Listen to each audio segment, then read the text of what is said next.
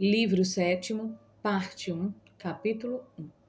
Extrema aflição de Davi pela morte de Saul e de Jonatas. Davi é reconhecido rei pela tribo de Judá.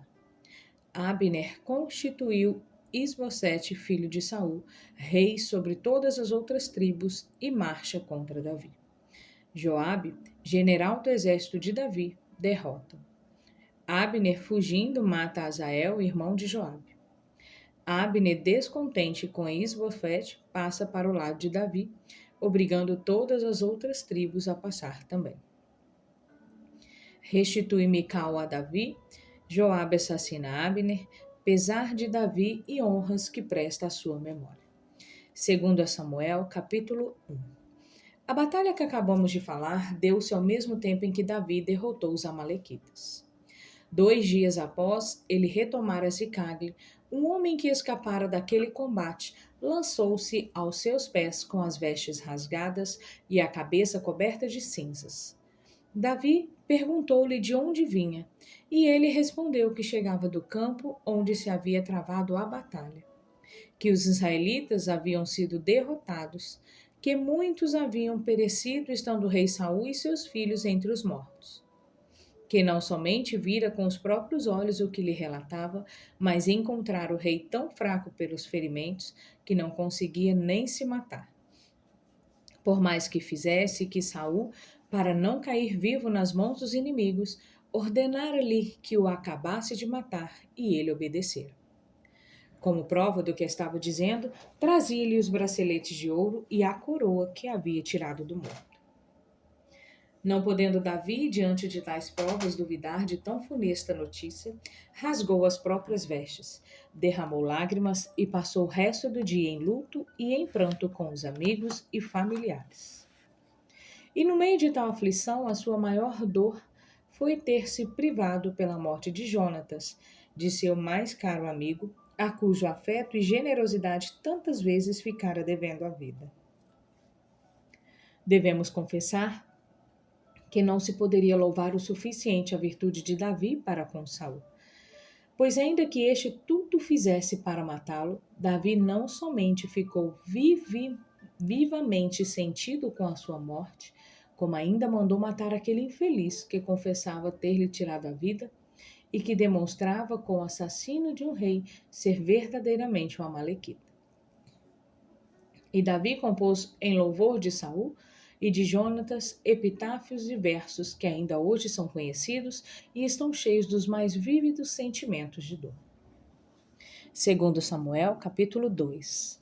Depois de ter se desincumbido das honras que podia prestar à memória de Saul e de seus filhos e de passar o tempo de luto, Davi consultou a Deus por meio de profeta para saber em que cidade da tribo de Judá lhe seria agradável que ele morasse. Deus respondeu-lhe que era em Hebrom. Partiu para lá imediatamente, levando com ele as suas 2 mulheres e o que restava de seus soldados. Quando se espalhou a notícia de sua chegada, toda a tribo foi encontrá-lo e, de comum acordo, declarou o rei. Ele soube então da generosidade dos habitantes de Jabes, de como demonstraram respeito e amor para com Saul e os príncipes seus filhos. Louvou-os muito e mandou agradecer-lhes, comunicando ao mesmo tempo que a tribo de Judá o havia reconhecido como rei. Depois da morte de Saul e de seus 3 filhos naquela grande batalha, Abner, filho de Ner, que comandava o exército, salvou Isbosete, único filho do sexo masculino que restava de Saul, e o fez passar o Jordão e ser reconhecido como rei por todas as outras tribos. Escolheu para a moradia real a cidade de Manaim, que em hebreu significa os 2 campos. Esse general era homem de muita coragem, capaz de levar a cabo grandes empresas, e não pôde tolerar que a tribo de Judá tivesse escolhido Davi para rei. Então marchou contra eles com o melhor de suas tropas. Joabe, filho de Zur, e de Sarvia, irmã de Davi, acompanhado por Abissai e Asael, seus 2 irmãos, veio-lhe de encontro com todas as forças de Davi. Os 2 campos estavam um em frente do outro, e Abner propôs: que antes de travarem combate, se experimentasse o valor de ambos os partidos por alguns de seus membros.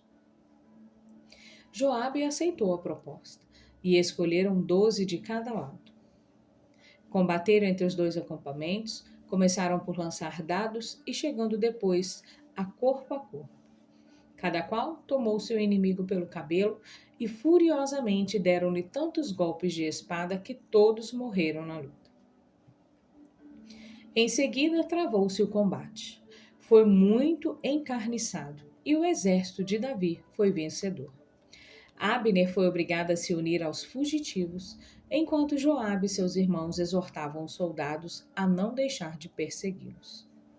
Asael, que avançava na corrida, ultrapassou não somente os próprios companheiros, mas também os cavalos mais rápidos e assim alcançou Abner.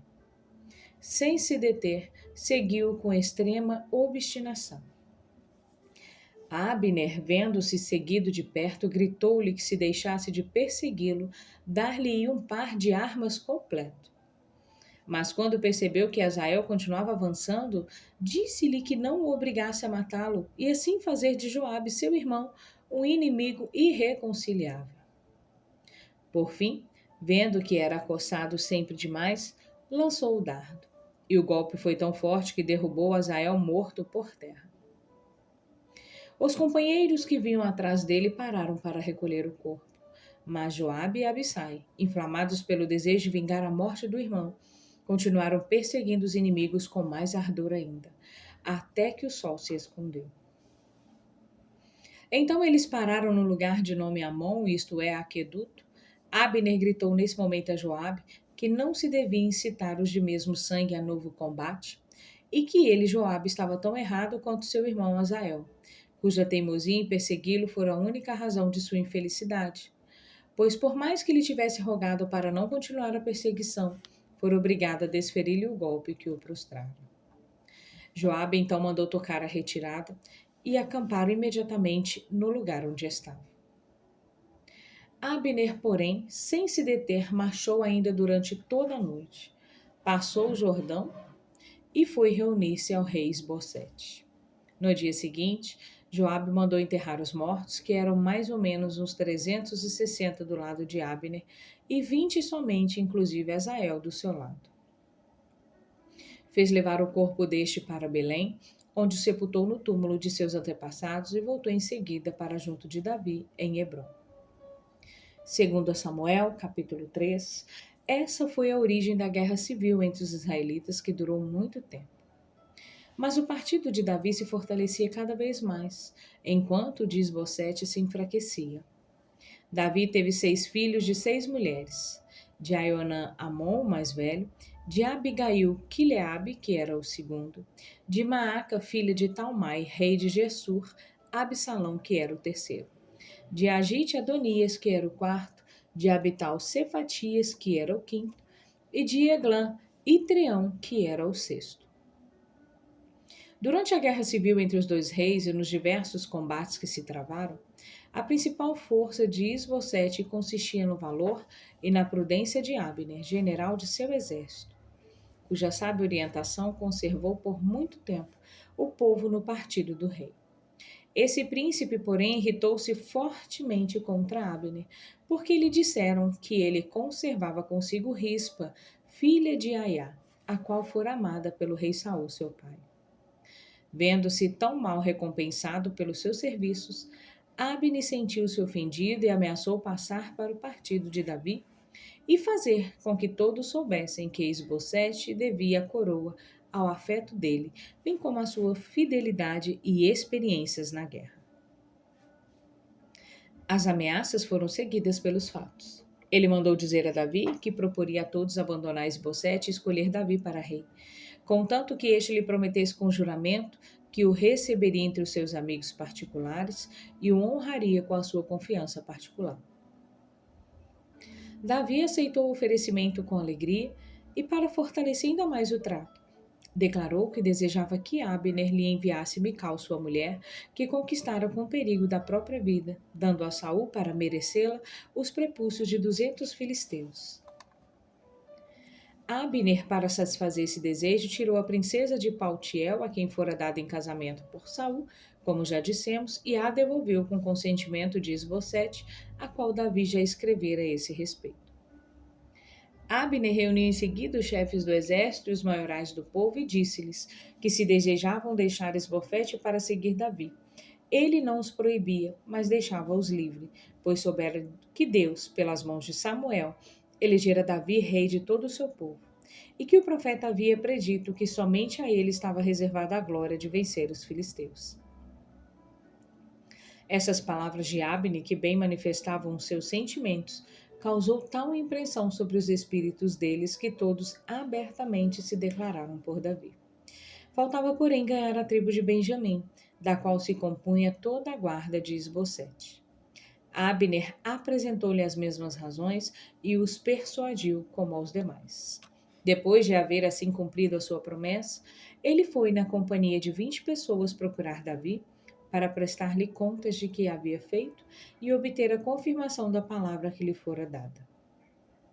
Davi recebeu-o com demonstrações de afeto, tal como ele desejava, tratando-o magnificamente durante alguns dias, depois dos quais Abner rogou que lhe fosse permitido voltar para trazer o exército de Esbofete e fazer Davi reinar sozinho sobre todo Israel. Mal ele saiu de Hebrom, Joabe chegou e soube do que se passara.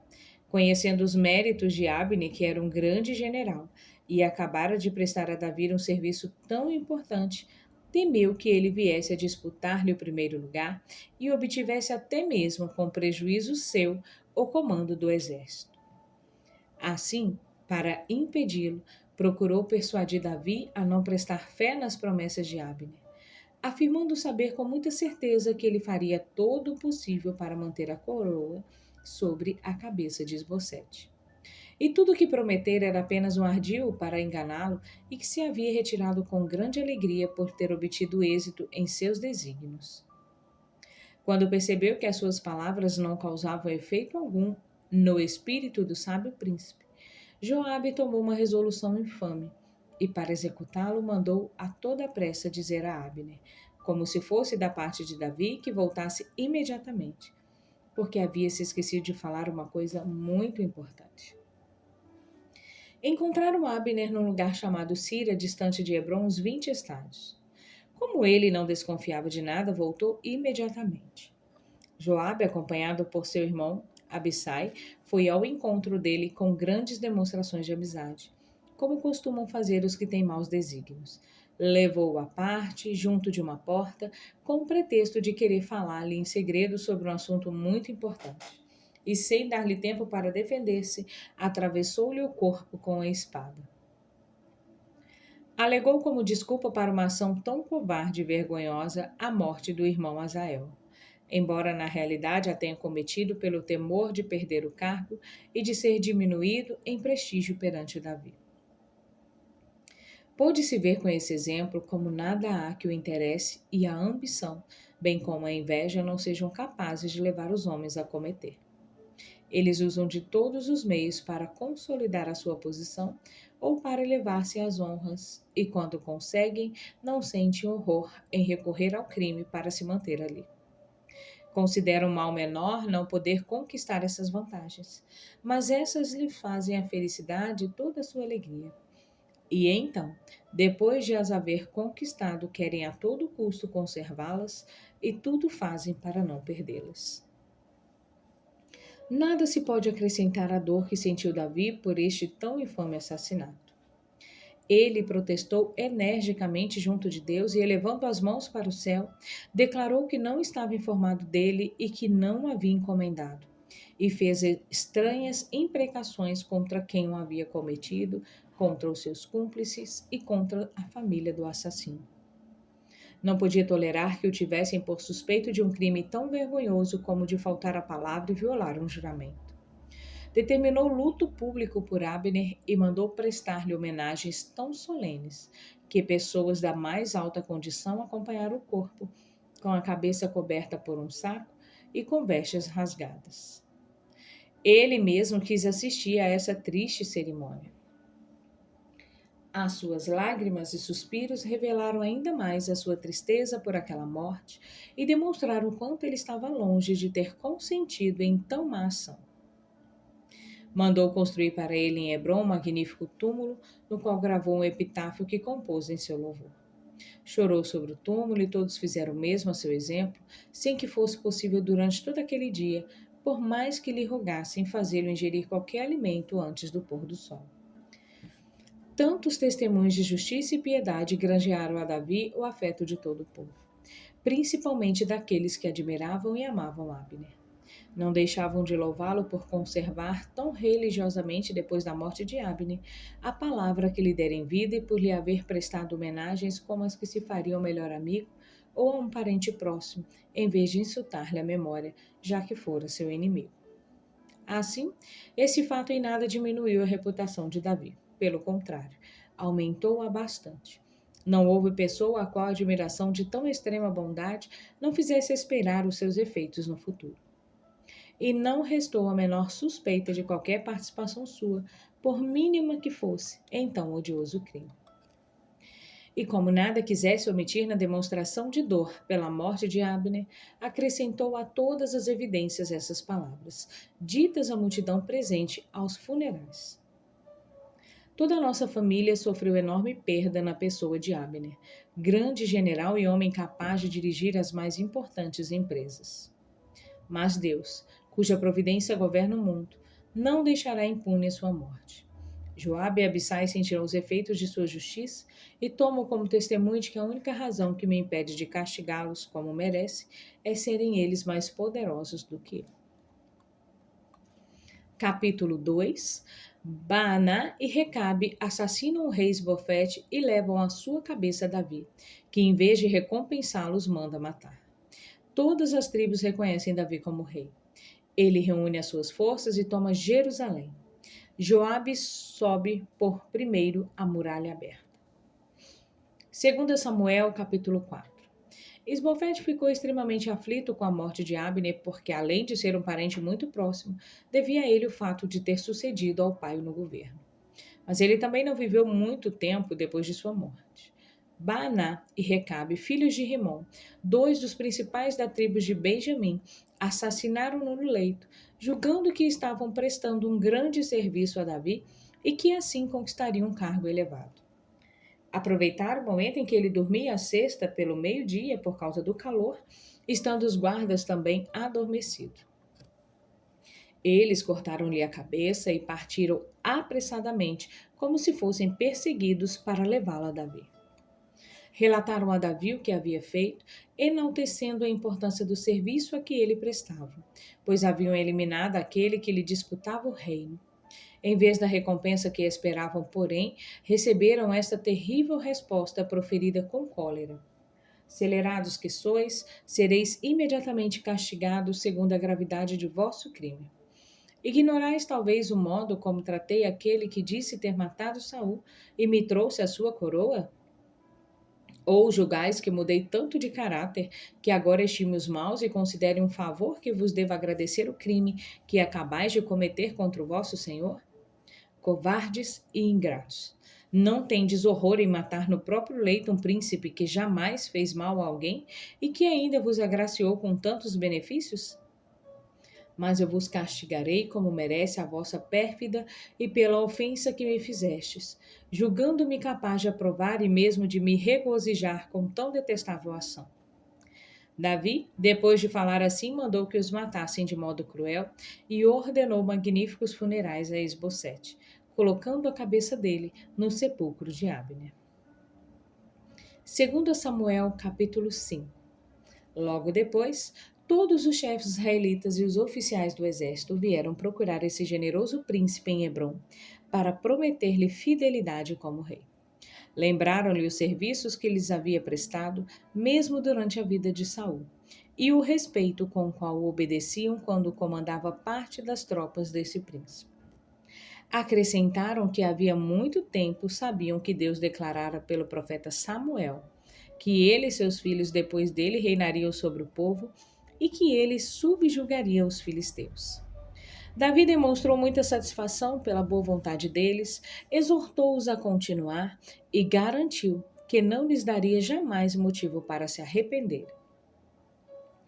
Deu-lhes depois um grande banquete, e após externar todo o afeto que poderia desejar, despediu-os com ordem de trazerem a Hebrom de cada tribo todos os que estavam armados e em condições de servir.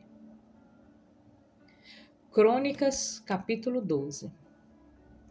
Em cumprimento a essa ordem, vieram a Hebrom 6.800 homens da tribo de Judá, armados com lanças e escudos. Eles pertenciam ao partido de Esbocete e não contavam entre os da mesma tribo que haviam escolhido Davi como rei. Da tribo de Simeão vieram 7.100 homens, comandados por Jodã, com os quais estavam Zadok, o sumo sacerdote, e 22 de seus parentes. Das tribos de Benjamim, 3.000 homens somente, porque ela sempre esperava que alguém da família de Saul viesse a reinar. Da tribo de Efraim, 20.800 homens, muitos robustos e valentes. Da metade da tribo de Manassés, 18.000 homens. Da tribo de Isacar, 20.000 homens, e com ele 200 homens que adivinhavam as coisas futuras. Da tribo de Zebulon, 50.000 homens, todos escolhidos entre a elite, pois essa tribo foi a única que passou completa para o lado de Davi. E estavam armados como os da tribo de Gade. Da tribo de Naphtali, 1.000 homens escolhidos, todos armados com escudos e dardos, seguidos por uma multidão enorme de soldados menos importantes.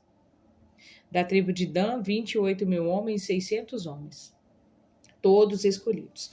Da tribo de Aser, 40.000 homens, e das tribos de Rubem e de Gad, e da outra metade da tribo de Manassés, que estavam do outro lado do Jordão, 120.000 homens, todos armados com dardos, escudos, capacetes e espadas. Essas foram as tropas que vieram encontrar-se com Davi em Hebrom, trazendo consigo grande quantidade de munições de guerra e de boca. Todos, de comum acordo, declararam Davi como rei. Depois de passarem 3 dias em festas e banquetes públicos, marcharam todos para Jerusalém. Os jebuseus que a habitavam e eram descendentes dos cananeus, vendo-os aproximar-se, fecharam as portas. E para mostrar o seu desprezo, colocaram sobre os muros da cidade somente os cegos, os coxos e outros aleijados, dizendo que eram suficientes para defendê-la, de tanto que confiavam nas suas fortificações. Davi, irritado com tanta insolência, resolveu atacá-los com a máxima energia, a fim de, pela tomada dessa cidade, incutir o terror em todas as outras que lhe quisessem fazer resistência. Ele apoderou-se da cidade baixa, mas era muito difícil tomar a fortaleza. Para animar os seus homens a empregar o máximo de esforço, prometeu recompensas e honras aos que mais se distinguissem pela coragem e o cargo de general ao comandante que por primeiro subisse as muralhas. O desejo de conquistar tão grande honra levou-os a fazer de tudo para merecê-lo. Mas Joabe a todos sobrepujou e pediu então ao rei em voz alta que cumprisse a promessa. Capítulo 3. Davi estabelece residência em Jerusalém e embeleza muito a cidade. O rei de Tiro busca aliança com ele. Mulheres e filhos de Davi.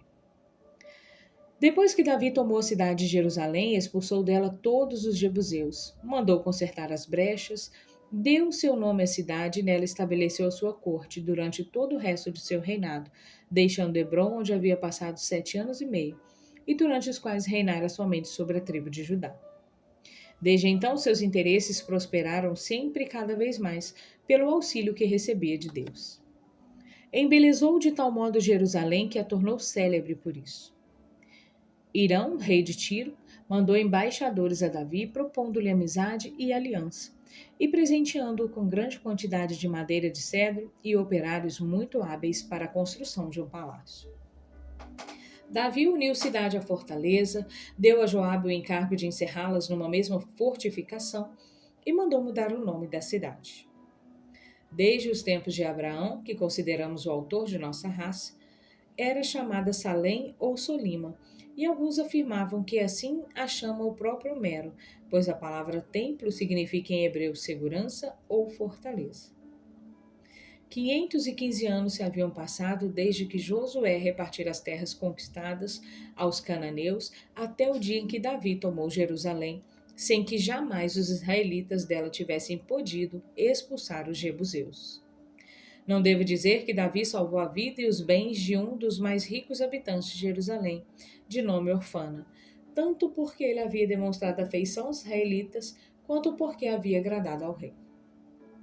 Davi desposou ainda outras mulheres, das quais teve filhos, a saber, Samua, Sobabe, Nata, Salomão, Ibar, Elissua, Eupelete, Nogã, Nefeg, Jafi, Elisama, Beliada e Elifelete.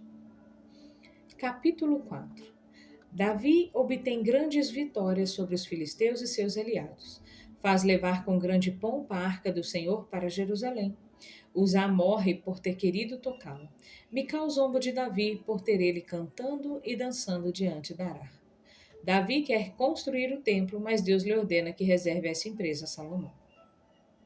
Quando os filisteus souberam que Davi fora constituído rei de todo Israel, reuniram um grande exército e vieram acampar próximo de Jerusalém, num vale chamado de Refraim. Davi, que jamais empreendia coisa alguma sem consultar a Deus, rogou ao sumo sacerdote que se revestisse do efode para saber qual seria o resultado desta guerra. Deus respondeu que seu povo seria vencedor. Davi marchou imediatamente contra os inimigos, surpreendeu-os, matou um grande número deles e pôs o restante em fuga. Não se deve, no entanto, imaginar que, por ter ele conquistado tão facilmente essa vitória, o exército dos filisteus fosse fraco ou pouco aguerrido. Eles haviam chamado em seu auxílio toda a Síria e toda a Fenícia, que são nações muito valentes, como bem o deram a conhecer, porque em vez de perder a coragem após uma derrota, voltaram a atacar os israelitas com 3 poderosos exércitos, acampando no mesmo lugar onde haviam sido derrotados. Davi rogou mais uma vez ao sumo sacerdote que consultasse ao Senhor. Ele o fez e Deus ordenou-lhe que ficasse com o exército na floresta chamada os Lamentos, e só saísse para o combate quando visse que os ramos das árvores se moviam por si mesmo, embora o tempo estivesse tão calmo que não havia no ar o menor vento para causar aquele efeito. Davi obedeceu rigorosamente, e quando Deus deu a conhecer por aquele milagre que favorecia com a sua presença, marchou com inteira certeza de obter a vitória. Os inimigos não sustentaram nem o primeiro choque. Voltaram imediatamente as costas aos israelitas, e assim estes o matavam sem dificuldades. Perseguiram-nos até Gézer, que está na fronteira dos 2 reinos, e voltaram depois de saquear o acampamento, onde encontraram grandes riquezas e os ídolos de seus deuses, os quais fizeram em pedaços. Depois desses 2 combates tão favoráveis, Davi, juntamente com o conselho dos maiorais do povo e dos chefes do exército, mandou as principais forças da tribo de Judá acompanhar os sacerdotes e os levitas que deviam ir buscar a arca do Senhor em Kiriat Jearim e trazê-la para Jerusalém, cidade destinada a realizar no futuro os sacrifícios que se ofereciam a Deus, a prestar as honras que lhe são agradáveis e a cumprir tudo o que se relaciona ao culto divino. Se Saul tivesse observado religiosamente, não teria sido vítima de tantas desgraças que o fizeram perder a coroa e a vida. Depois de tudo preparado, Davi quis assistir à grande cerimônia. Os sacerdotes tomaram a arca da casa de Abinadab e a puseram sobre um carro novo, puxado por bois. Tal encargo foi confiado aos irmãos e filhos de Abinadab. O rei caminhava à frente e todo o povo seguia cantando salmos, hinos e cânticos ao som de trombetas, símbolos e de vários outros instrumentos. Quando chegaram a um lugar conhecido como a Eira de Quidom, os bois desgarraram-se um pouco e fizeram perder a arca.